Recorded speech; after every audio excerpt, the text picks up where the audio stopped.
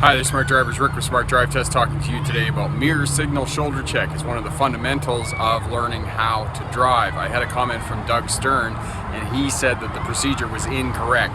No, I don't think the procedure is incorrect. It's just not explained correctly.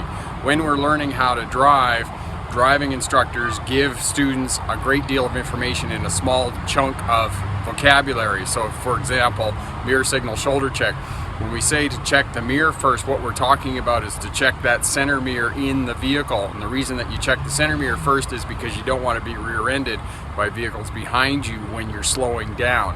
That is the reason for mirror signal shoulder check. So you're checking the center mirror at the same time that you're checking the center mirror, you want to be putting the signal on. And as Doug mentioned, you want to have 3 flashes on the signal before you start moving over or turning. And the reason for that, the first signal gets the attention of other road users and drivers. The second signal allows them to locate your vehicle. And the third signal allows them to take some sort of action in response to your request. So if you're changing lanes, they're going to slow down and help you create a space that you can move into when you're changing lanes.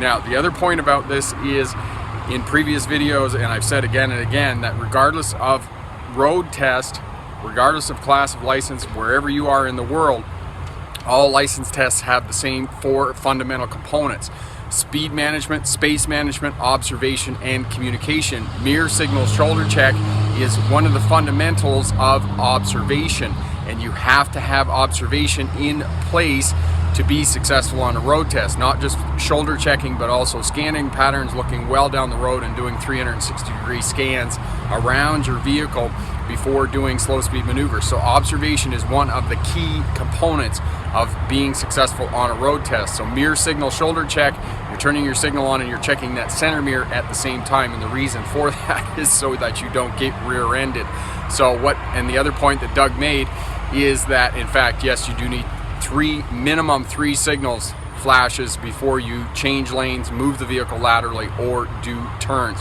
So hopefully that's a little bit more explanation of what we say when we say mirror signal shoulder check and all the other little things that driving instructors say while they're teaching you how to drive.